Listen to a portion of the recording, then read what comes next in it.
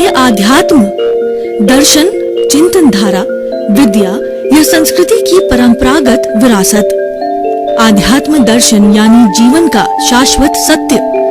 मानव जीवन से जुड़े शाश्वत सत्यों को जानिए और समझिए उपासक डॉक्टर सोहन राज तातेड़ से हमारे खास कार्यक्रम आत्मविज्ञान में। आत्मविज्ञान यानी सही दृष्टि, सही सोच।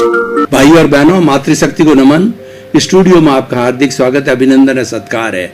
आत्मविज्ञान साइंस ऑफ द सोल कार्यक्रम के अंतर्गत हम आपको सही दृष्टि, सही सोच, राइट विजन, राइट थिंकिंग के तहत जो आपकी नकारात्मक सोच है, जो आपकी रॉन्ग बिलीफ है, जो आपकी नेगेटिव थॉट्स है, उसमें हम करेक्शन देते हैं और करेक्शन देकर उसको सही बनाते हैं। क्योंकि हमारा आत्मविज्ञान कार्यक्रम दृष्टि विज्ञान है और इसके केंद्र में आत्मा है। आत्मा है तो हमारा अस्तित्व, और आत्मा नहीं है तो हमारा कोई अस्तित्व नहीं है। इसी कारण से ये हमारा कार्यक्रम प्रमाणिक है, शिक्षाप्रद है, क्योंकि इसके केंद्र के अंदर आत्मा है। और ये सारा कार्य हम अलग अलग एपिसोड्स, अलग अलग चिंतन, अलग अलग विषयों के माध्यम से करते हैं। तो आज का हमारा बहुत ही सुंदर विषय है द्वैत अद्वैत। भाई और बहनों, मूल रूप से ये दोनों शब्दावली जो है वेदांत धर्म की है, वेदांत दर्शन की है। वेदांत का अर्थ होता है वेदों का अंत। वेदों के अंत को उपनिषद भी कहा गया है और स्वामी विवेकानंद ने प्रैक्टिकल वेदांत दिया है। और वेदांत के अंदर ये दोनों बातें, मैं वेदांत की ज्यादा पृष्ठभूमि में नहीं जाना चाहता हूँ, मैं तो द्वैत और अद्वैत की बात करना चाहता हूँ। द्वैत का मतलब दो, अद्वैत का मतलब एक। ये जो हमारा आंखों से दिखने वाला जगत है, जो हमारा व्यवहार जगत है, जो हमारा इंद्रिय जगत है, वो द्वैत से बना है। द्वैत क्या है? जड़ और चेतन है, स्त्री पुरुष है, रात और दिन है, सुख और दुख है, नर और मादा है, और सम्मान और तिरस्कार है। इस तरीके से जोड़ा है। जैसे कि स्त्री पुरुष का जो जोड़ा होता है, उससे हमारी गृहस्थी की गाड़ी चलती है और गृहस्थी के दोनों पहिए हैं। जोड़े के बिना कोई कार्य नहीं होता है। और हमारी बैटरी जो चार्ज होती है, उसमें भी एक पॉजिटिव होता है, नेगेटिव होता है। दोनों न हो तो बिजली पैदा नहीं होती है। द्वैत के बिना व्यवहार जगत का कोई भी कार्य नहीं होता है। इसीलिए और हमारा सारा जीवन द्वैत के अंदर निकलता है, दो के बीच में निकलता है। और अब देखिए, हम जो यहाँ पर द्वैत की बात कर रहे हैं, वह कर रहे हैं आत्मा और शरीर की बात कर रहे हैं। वैसे तो द्वैत का दुनिया में बहुत बड़ा जो है साम्राज्य है। हम दूसरी बातों में नहीं जाकर के हमारे मूल विषय पर आते हैं कि ये शरीर और आत्मा ये द्वैत है। इसके अंदर शरीर का भी निवास है और आत्मा का भी निवास है। आत्मा प्रभु है, जो मूल स्वरूप है आत्मा का, वो प्रभु है, वो भगवान है, वो हमारा आराध्य है। और ये शरीर है, एक मंदिर है। तो इस मंदिर के अंदर प्रभु विराजमान है, इसके लिए इसकी स्तुति की जानी चाहिए। वो जिंदा भगवान है। क्या होता है कि जब किसी भी पाषाण को, किसी भी जो मकराने के पत्थर को या अन्य पत्थर को जो है हम तराशते हैं, शिल्पी तराशता है, तो तराशने के बाद में जो व्यर्थ का जो पत्थर होता है, उसको हटा करके भगवान की मूर्ति का आकार देता है। शिव जी, ब्रह्मा जी की है, विष्णु की है, महेश की है, भगवान महावीर की है और बालाजी की है। किसी का भी आकार दिया जाता है। और जब उस मूर्ति को हम किसी कार्यक्रम के तहत मंत्रोच्चार के द्वारा विधिवत करके उसकी प्राण प्रतिष्ठा करते हैं, तब वह मूर्ति का भगवान बनता है। लेकिन हम जो बात कर रहे हैं, भीतर विराजमान जीवित भगवान की बात कर रहे हैं। ये जीवित भगवान जब अज्ञान को मिटा देता है, तो अज्ञान को मिटाने के बाद के अंदर ये क्षीण मोह 12वें गुणस्थान के अंदर चला जाता है। और 12वें गुणस्थान में जाते ही ये वीतराग बन जाता, वहां से प्रभु बन जाता है। और वीतराग से उसको 360 डिग्री का जो केवल ज्ञान होना चाहिए, उसमें सिर्फ जो है अंतर मुहूर्त लगता है। अंतर मुहूर्त का अर्थ ये होता है कि कम से कम एक समय में हम पलक झपकते हैं तो कई समय निकल जाते हैं, या अधिकतम जो 48 मिनट के अंदर उसको उसको भुवन भास्कर जो है, यानी वो ज्ञान का संपूर्ण जो है सूर्य उदित हो जाता है, उसको केवल ज्ञान हो जाता है और इस शरीर के अंदर वो भगवान बन जाता है। ये शरीर का भगवान हो जाता है, पूजनीय हो जाता है, वंदनीय हो जाता है, स्तुत्य हो जाता है और उस भगवान से भूत भविष्य वर्तमान जड़ और चेतन की कोई अवस्था जो है छिपी हुई नहीं रहती है, क्योंकि एब्सोल्यूट होता है, वह केवल ज्ञान होता है और केवल ज्ञान की प्राप्ति के बाद में कुछ भी प्राप्त करना शेष नहीं होता है। एक बार जो क्षीण मोह हो गया, वीतरागी बन गया या केवल ज्ञानी बन गया, तो निश्चित रूप से वह ब्लिस को प्राप्त करेगा। अनंत ज्ञान, अनंत दर्शन, अनंत सुख और अनंत चेतना के भंडार को जो है वो ब्लिस को प्राप्त करेगा और वह मुक्ति में जाकर के, सिद्ध शिला में जाकर के विराजमान होकर अशरीरी होकर के परमात्मा बन जाएगा। तो ये इसके अंदर द्वैत के अंदर एक परमात्मा विराजमान है और एक शरीर है। शरीर ये जड़ है, ये हमारा शरीर है, पिछले जन्म के कर्मों के भुगतान के लिए मिला है। ये भी जरूरी है क्योंकि ये हमारा व्यवहार जगत है। इस व्यवहार शुद्धि के बिना निश्चय शुद्धि नहीं है। जब इस व्यवहार को शुद्ध कर दिया जाता है, जब लेने देने को, हिसाब को क्लियर कर दिया जाता है, तो हिसाब क्लियर होने के बाद में हमारा जो राग द्वेष रूपी कार्मण शरीर, लिंग शरीर, कॉजल बॉडी है, वह शून्य हो जाता है और शून्य होने के बाद के अंदर हमारी आत्मा सिद्ध, बुद्ध और मुक्त बन जाती है। अब देखिए, ये दोनों विरोधाभासी है, जड़ और चेतन। जो हमारा कार्मण शरीर है वो चतुस्पर्शी है और वह जड़ है। जड़ का मतलब वर्ण गंध रस स्पर्श वाला है और वह गलन मिलन धर्मा होता है। ये जो हर क्षण घटता है बढ़ता है। हमारा कॉजल बॉडी है वो हर क्षण घटता है बढ़ता है। कभी इसके अंदर जो है कर्म बढ़ते हैं और कभी कर्म झड़ते हैं, जिनको हम dissociation of the Karma from the कार्मिक बॉडी, उसको हम निर्जरा कहा जाते हैं। भगवान ने दो तरह के धर्म बताए, एक संवर और निर्जरा। संवर का अर्थ होता है कि हमारे इस जो है इस शरीर के अंदर जो कोई भी बाहर से जो है पुद्गल आते हैं, कर्मों के, पुण्य और पाप के, सुख दुख के, उन कर्म के पुद्गलों को रोक देना।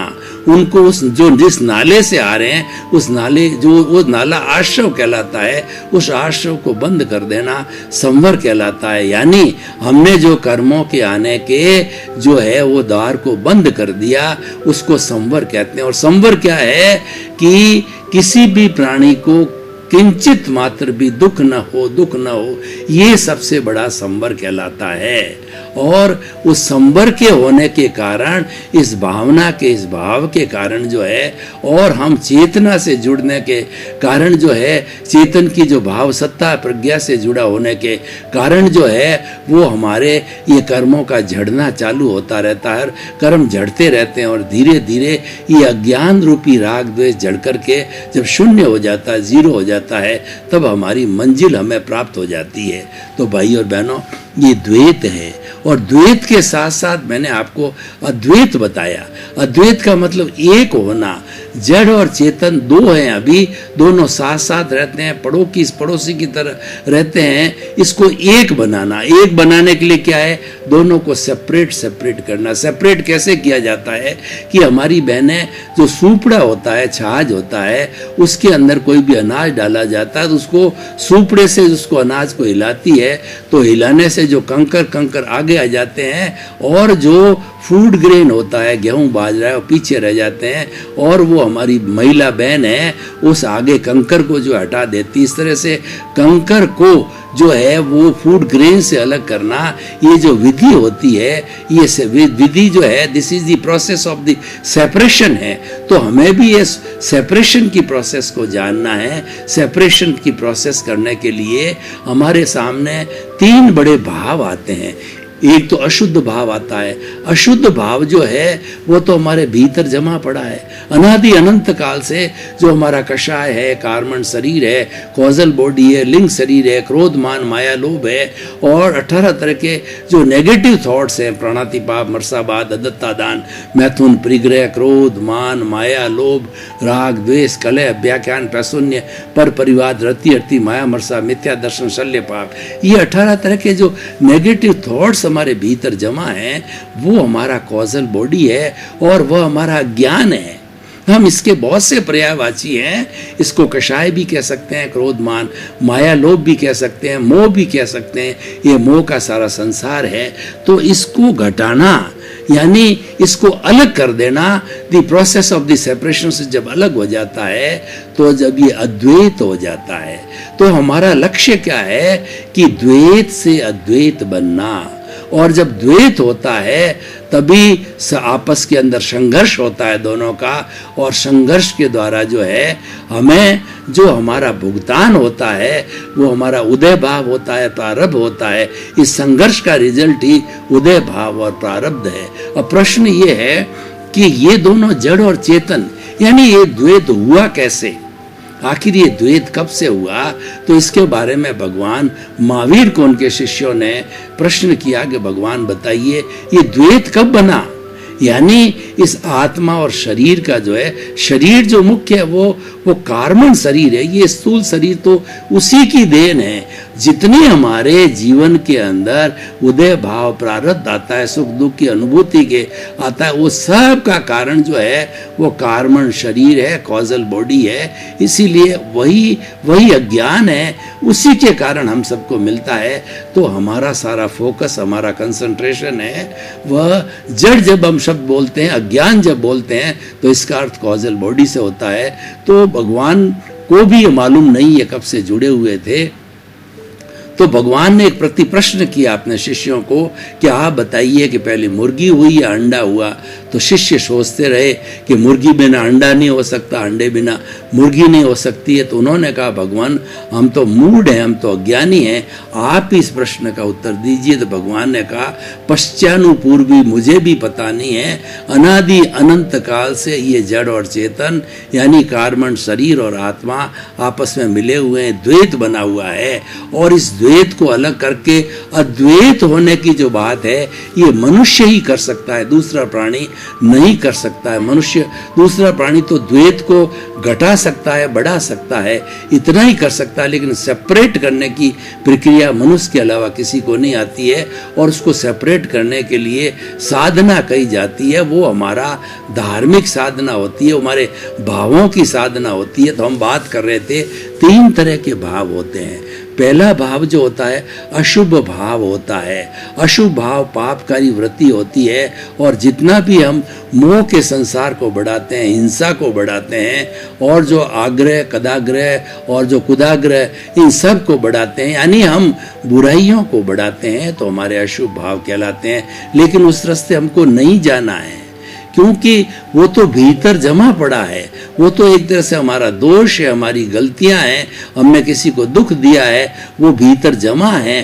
तो हमें जो है वो और कहीं जाना नहीं है, हमें तो उनको सेपरेट करना है, उनको खोजना है।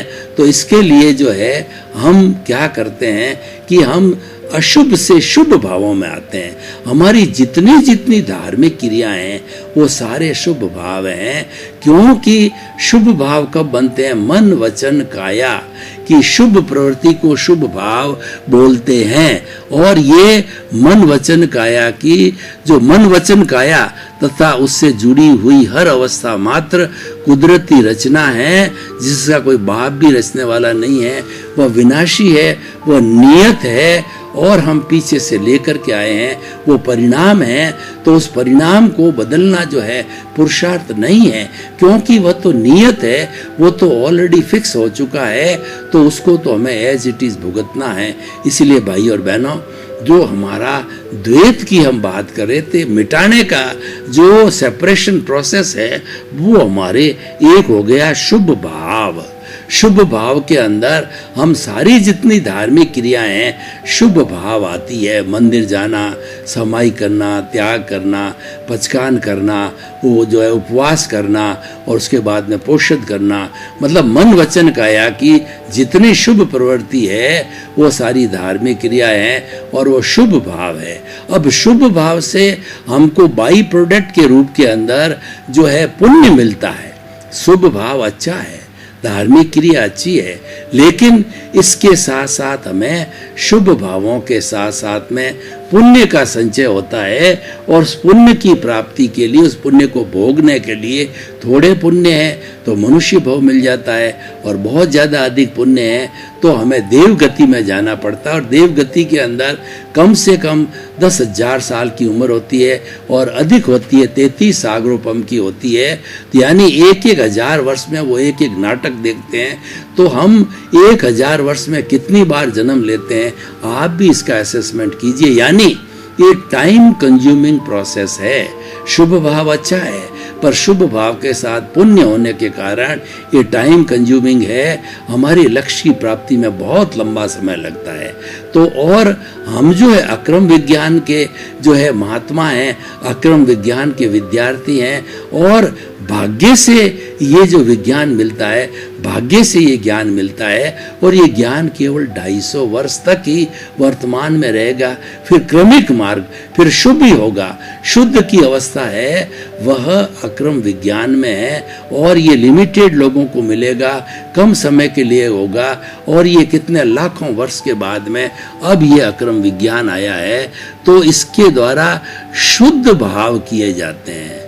शुद्ध का मतलब होता है कि हम प्योरली जो है आत्मचिंतन, आत्मरमण, आत्म स्वभाव, सेल्फ रियलाइजेशन, आत्म निरीक्षण, आत्म परीक्षण, यानी केवल आत्मा की बात करते हैं, केवल आत्मा से और उसकी भाव सत्ता जो प्रज्ञा है उससे जुड़े हुए रहते हैं।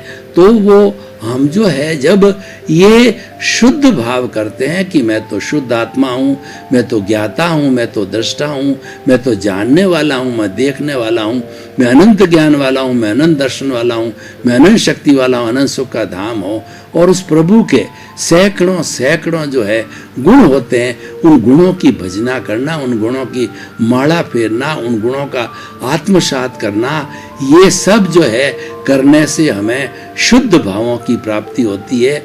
और शुद्ध भावों के साथ में जो हमें मुक्ति में जाने का सरल सीधा उपाय मिल जाता है, और हमारे भाव बहुत लिमिटेड हो जाते हैं, और लिमिटेड भाव के अंदर हम मुक्ति को प्राप्त हो सकते हैं। क्योंकि हम तो जल्दी करना चाहते हैं। दो तरह के लोग होते हैं, एक कहते हैं कि हमारी को इतनी क्या जल्दी है, आराम से धीरे धीरे हम मुक्ति को जाएंगे, तो वो शुभ भावों का रास्ता अपनाते हैं, वो धार्मिक क्रियाकांडों को अपनाते हैं। और जो कहते हैं नहीं भाई, जो है समय का क्या भरोसा, अगली सांस आए या न जाए, काल करे सो आज कर, आज करे सो अब, पल में परलय होएगी, बहुरी करेगा कब। तो इसीलिए जो शुभस्य शीघ्रम, जो करना हो वो शीघ्र कर डालो, क्योंकि कल कभी आता नहीं है। कल के अंदर हम जाएंगे तो आज बोला जाएगा। इसीलिए हमेशा वर्तमान के क्षण के अंदर कोई शुभ कार्य तुरंत कर लो, जल्दी कर लो, क्योंकि वो समय हमें वापस मिले या न मिले। क्योंकि मनुष्य भव जो है मिलना बहुत दुर्लभ है। मनुष्य भव के बारे में हमारी जो वैदिक परंपरा है वो बहुत ज़्यादा स्ट्रिक्ट है। वैदिक परंपरा ये कहती है कि 8 धर्मों तक लगातार सुकृत करते रहोगे तो 9वें भव के अंदर ये प्रभावशाली और ये सबसे गुणवान वाला जो मनुष्य जन्म मिलता है। और इसके अंदर कोई कमी रह गई तो 99 भवों के बाद के अंदर मनुष्य जन्म मिलता है। और उसमें भी कोई कमी रही, अगर सुकृत की जगह हमने दुष्कृत कर दिए तो 999 भव के बाद में मनुष्य जीवन मिलता है। तो उससे आप अंदाजा लगा सकते हो कि जो लक्ष्य हमें प्राप्त करना है वो केवल मनुष्य भव में मिलता है। और मनुष्य भव आगे कब मिलेगा, मिले या ना मिले, कब मिले, सब अनसर्टेनिटी है। जो हमारे सामने है तो वो उसका 100% ऑप्टिमम सदुपयोग कर लो। और ऑप्टिमम सदुपयोग होता है वो शुद्ध भावों के द्वारा होता है। तो हम अद्वैत बनने की प्रक्रिया के अंदर आपको निष्कर्ष के रूप में बताते हैं कि जब हमें अक्रम विज्ञान का ज्ञान दिया जाता है, ज्ञानी की कृपा से ज्ञान मिलता है, सदगुरु की कृपा से ज्ञान मिलता है, तो हमें वो 3 गिफ्ट के पैकेट देते हैं। एक पैकेट देते हैं प्रीतिथि का 100% हमारे जहन की एक एक कोशिका के अंदर वो भावना श्रद्धा के साथ बिठा देते हैं कि तुम तो शुद्ध आत्मा हो, ज्ञाता हो, दृष्टा हो, जानने वाले हो, देखने वाले हो, और ये शरीर रिलेटिव है। रियल और रिलेटिव का भेद करवा देते हैं। ये रिलेटिव शरीर है, ये पूर्व जन्म के कर्मों के भुगतान के लिए मिला है, ये व्यवहार जगत है, और तुम्हारा शुद्ध आत्मा परमात्मा है जो कि बना नहीं, अभी बनना है, वह जो है आपके निश्चय का जगत है। ये प्रीति करा देते हैं। और उसके बाद में 15% हमको दूसरा फोल्डर, दूसरा पैकेट है जागृति का देते हैं कि हमने थोड़ी जागृति डेवलप कर दी है, अब तुम प्रयास करो कि ये जागृति बढ़ती बढ़ती बढ़ती बढ़ती 100% रहे, और 24 आवर केवल दिमाग के अंदर एक जागृति रखो कि मैं तो शुद्ध आत्मा हूँ, मैं तो ज्ञाता हूँ, मैं दृष्टा हूँ, मैं अलग हूँ, शरीर अलग है, ये शरीर जड़ है, शरीर नाशवान है, लेकिन मैं तो अजर हूँ, अमर हूँ। तो ये भेद रेखा करो, ये भेद विज्ञान करो। दृष्टि विज्ञान जो है वो भेद विज्ञान है, और हमारा आत्मविज्ञान जो है ये भेद विज्ञान होने का सम्यक तो देता है, ये सम्यक दर्शन दिलाता है। और वही प्राप्ति होने के बाद के अंदर हमारे शुद्ध भाव काम करने चालू हो जाते हैं, और हम अद्वैत बनने की प्रक्रिया में लग जाते हैं। और फिर जब पूरी कोशिश करते हैं तो अद्वैत पूर्ण रूप से बन भी जाते हैं 2-3 भवों के अंदर, क्योंकि हमें ज्ञान मिलने के बाद में हमारा जो नए कर्मों का बंधन का जो अनंतानुबंधी कषाय है, अनंतानुबंधी मोह है, दर्शन मोहनीय है, वो समाप्त हो जाता है। और मात्र जो है लाइट हमारे साथ में जो मोहनीय कर्म होता है, जो कि अप्रत्याख्यानी होता है, प्रत्याख्यानी और संजलन बहुत लाइट, बहुत डाइल्यूट होता है, वो एक तरीके से डिस्चार्ज कर्मों की तरह होता है। तो डिस्चार्ज कर्म जिस तरीके बर्फ की शिला की तरह होते हैं, और धीरे धीरे वो बर्फ पिघल करके वो डिस्चार्ज भुगत लिए जाते हैं, तो ये मामूली सा हमारा मोहनीय कर्म भी भुगत लिया जाता है। और ये सारा भुगत करके और हम जो है सिद्ध बुद्ध जो है मुक्त बन सकते हैं, अद्वैत बन सकते हैं। भाई और बहनों, आपका बहुत बहुत धन्यवाद। आप हमारा आत्मविज्ञान कार्यक्रम बराबर देख रहे हो। आप आत्मविज्ञान कार्यक्रम ये आत्मा हो, और आत्मविज्ञान कार्यक्रम आपको शांति प्रदान करने वाला है, आनंद प्रदान करने वाला है, सुख प्रदान करने वाला है। हमारा उद्देश्य सर्वे भवन्तु सुखिनः सर्वे सन्तु निरामया, सभी जीवों को सुख मिले, शांति मिले, आनंद मिले, मोक्ष मिले। इसी क्रम में आपका जीवन आनंदमय हो, मंगलमय हो। आपके प्रति बहुत बहुत शुभ। क्या है आध्यात्म? दर्शन, चिंतन धारा, विद्या या संस्कृति की परंपरागत विरासत। आध्यात्म दर्शन यानी जीवन का शाश्वत सत्य। मानव जीवन से जुड़े शाश्वत सत्यों को जानिए और समझिए उपासक डॉक्टर सोहन राज तातेड़ से हमारे खास कार्यक्रम आत्मविज्ञान में। आत्मविज्ञान यानी सही दृष्टि, सही सोच।